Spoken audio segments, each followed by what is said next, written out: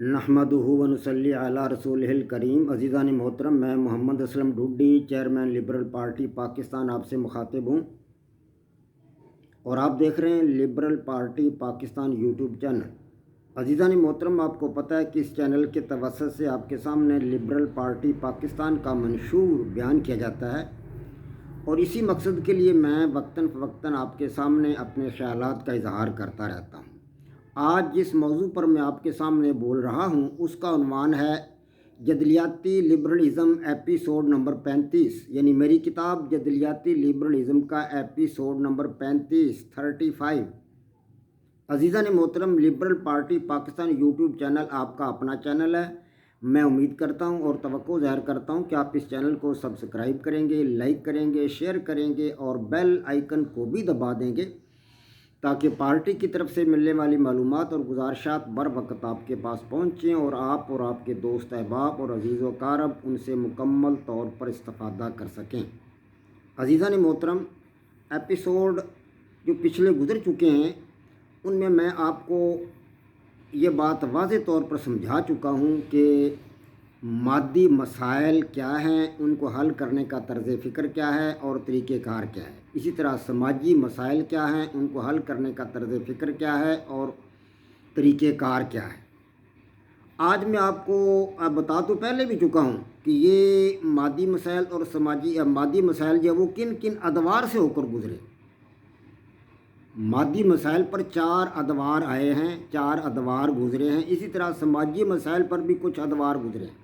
مادی مسائل پر جو ادوار گزرے ہیں، یعنی دور کی جمع ادوار، یعنی جو جس طرح جیسے جیسے وقت کے ساتھ ساتھ یہ مسائل حل ہوئے مادی مسائل، تو مادی مسائل پر پہلا دور آیا تھا جادوئی رویوں کا دور، جس دور میں انسان ما فوق الفطرت چیزوں کو دیکھ کر حیران ہو جایا کرتا تھا، چلتے پانی کو دیکھ کر حیران ہوتا تھا، اڑتے پرندوں کو دیکھ کر حیران ہو جایا کرتا تھا، کیونکہ وہ غار میں رہتا تھا، اس کا طرز زندگی بہت زیادہ ابھی متمدن نہیں ہوا تھا، تو غار کا انسان تو یہی خیال کرتا تھا کہ یہ پانی کیسے چل رہا ہے، پرندے کیسے اڑ رہے ہیں، یہ درخت کے ٹہنے نیچے کیسے گر رہے ہیں، تو وہ حیران ہو جایا کرتا تھا۔ یہ جادوئی رویہ کا دور تھا۔ اس کے بعد یہ دور آیا انسان پر، وہ دور تھا دوسرا عقلی رویہ کا دور۔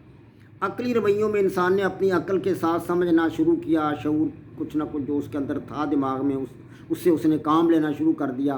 اس میں افلاطون اور اپنے ارسطو اور سقراط، بقراط، فیثاغورس، اسی طرح تالیس مائٹیلین اور ایمپیڈوکل، اور اس کے ساتھ ساتھ اقلیدس اور نکولس کوپرنیکس، یہ اس دور کے بڑے اہم سائنسدان تھے، اور انہوں نے عقلی رویوں سے بڑے اہم کام لیے اور عقلی رویوں سے لوگوں کو سمجھایا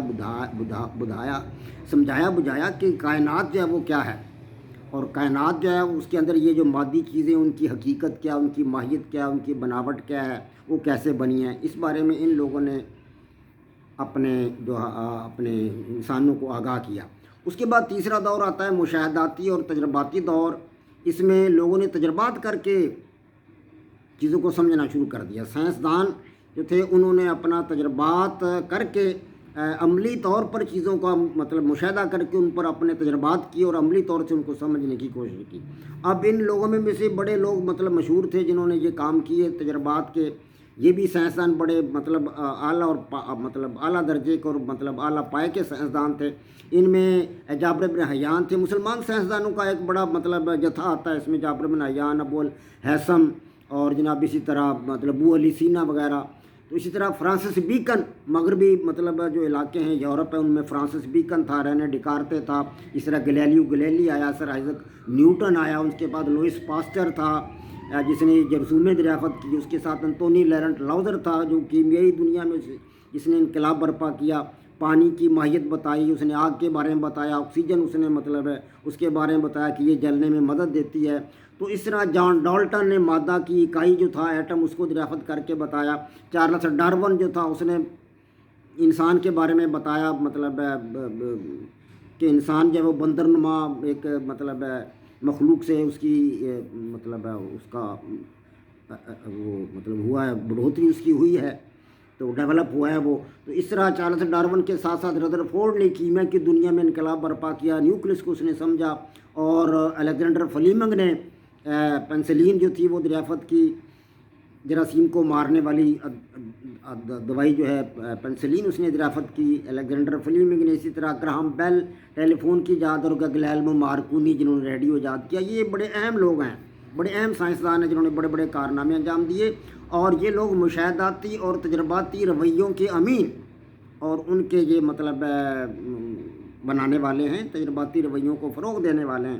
اس کے ساتھ ساتھ یہ تو تھا مطلب مادی کائنات جو 4 ادوار جس میں گزرے ہیں، یعنی کہ جادوئی رویوں کا دور، عقلی رویوں کا دور، مشاہداتی اور تجرباتی رویوں کا دور، اور قانونی رویوں کا دور. کہ جب تجربات کر کے کوئی انسان کوئی چیز بناتا ہے، سمجھتا ہے، تو اس پر جب وہ سالہ سال تک ان کو کوئی مسترد نہیں کرتا تو وہ قانون کا درجہ اختیار کر جاتی چیز.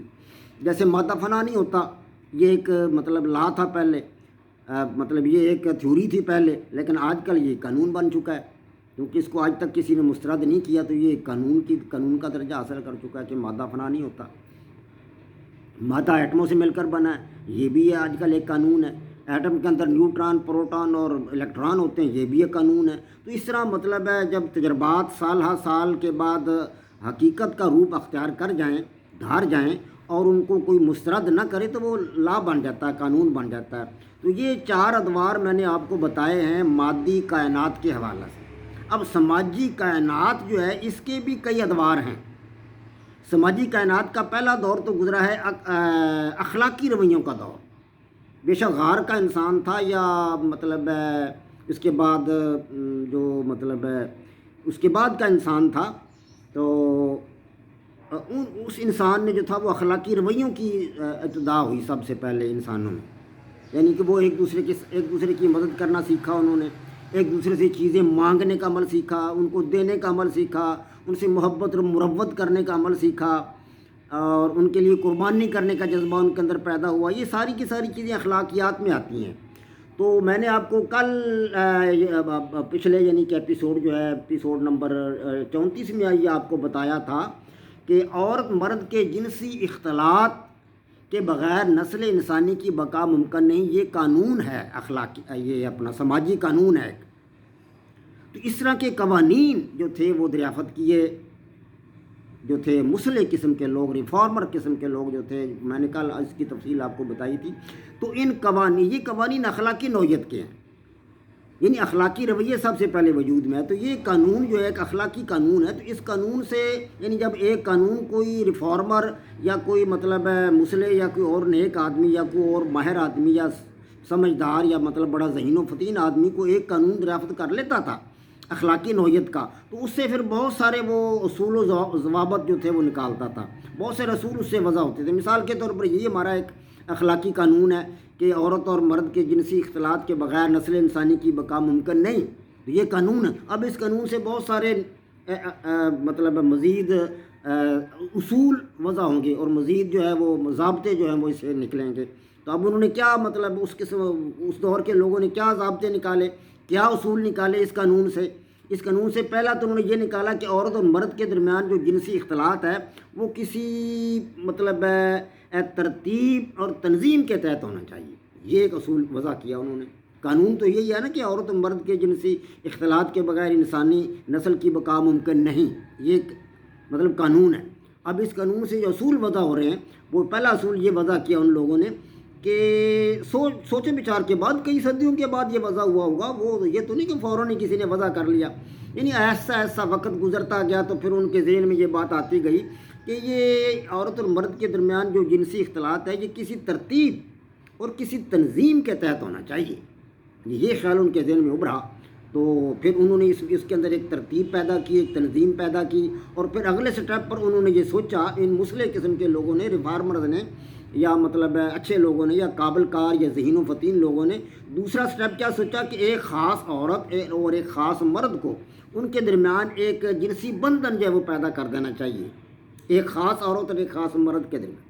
یہ اگلے سٹیپ پہ مطلب وہ ایک نیا اصول انہوں نے وضع کر لیا کہ ان کے درمیان ایک جنسی بندھن، ایک خاص عورت اور ایک خاص مرد کے درمیان ایک جنسی بندھن قائم کر دینا چاہیے. یہ اگلے سٹیپ پر آ گیا. یہ ایک نیا اصول انہوں نے وضع کر لیا. اس طرح جو وقت گزرتا گیا پھر نیا سٹیپ پہ انہوں نے ایک تیسرا اصول وضع کر لیا. وہ کیا تھا؟ وہ کہ آہستہ آہستہ اس بندھن کو شادی کے روپ میں بدل دیا گیا. ہاں جی، مطلب قانون ایک تھا یہ قانون ابتدائی طور پر یہ تھا کہ عورت اور مرد کے جنسی اختلاط کے بغیر نسل انسانی کی بقا ممکن نہیں، یہ ایک اخلاقی قانون تھا۔ اب اس سے کئی اصول نکل رہے ہیں، کئی ضابطے نکل رہے ہیں، تو میں نے اب آپ کو اس کے بارے میں تین اصول بتا دیے۔ تیسرا کیا ہے کہ اب یہ جو بندھن ہے عورت اور مرد کے درمیان جو بندھن ہے، اس بندھن کو انہوں نے باقاعدہ ایک شادی کا روپ دے دیا، یعنی آہستہ آہستہ اس کو انہوں نے شادی کے روپ میں تبدیل کر دیا، اور شادی کے بعد پھر انہوں نے باقاعدہ اس کو نکاح کی شکل دے دی۔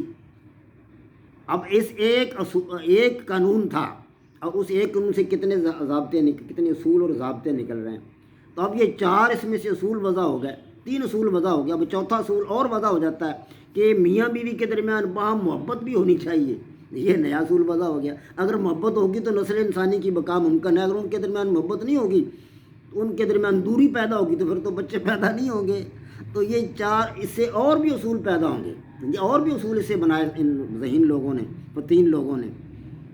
تو اس طرح اخلاقی قوانین کا پہلے اخلاقی جو قوانین تھے ان کا دور آیا سماج میں، سماجی زندگی میں، جس طرح کہ مادی کائنات میں پہلے عقلی رویہ، اس کا جادوئی رویوں کا دور تھا، تو سماجی کائنات میں سب سے پہلا دور تھا اخلاقی رویوں کا۔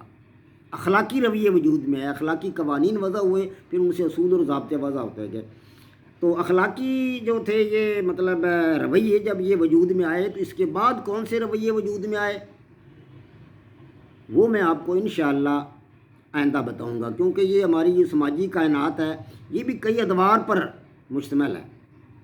جس طرح مادی کائنات کے 4 ادوار ہیں، اس طرح سماجی کائنات کے بھی کئی ادوار ہیں۔ تو ان کا پہلا دور یہی ہے اخلاقی رویوں کا دور۔ اخلاقی رویے غار کے انسان سے ہی وجود میں آ چکے تھے، اور اس کے بعد یہ پھر ایسا صدیوں تک یہ چلتے رہے، اور ان میں اصول وضع ہوتے رہے، ضابطے وضع ہوتے رہے۔ انسان تہذیب و تمدن اس کی ترقی کرتی رہی، انسان آگے بڑھتا رہا، اپنے تہذیبی لحاظ سے، تمدنی لحاظ سے آگے نکلتا رہا۔ تو اخلاقی رویوں کے بعد جو تھے وہ جو رویے وجود میں آئے وہ تھے مذہبی رویے۔ میں ان پر انشاءاللہ کل بحث کروں گا اور آپ کے سامنے بیان کروں گا۔ مذہبی رویے جب وجود میں آئے تو انسان نے گویا کہ سماج پر فتح حاصل کر لی۔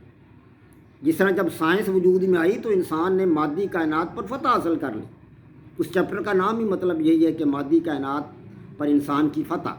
اور سماجی کائنات پر انسان نے فتح کب حاصل کی؟ جب مذہب وجود میں آ گئے، تو سماجی کائنات پر انسان نے فتح حاصل کر لی۔ یہ دوسرے رویے ہیں، پہلے اخلاقی رویے، پہلا دور اخلاقی رویوں کا، اور دوسرا دور ہے مذہبی رویوں کا۔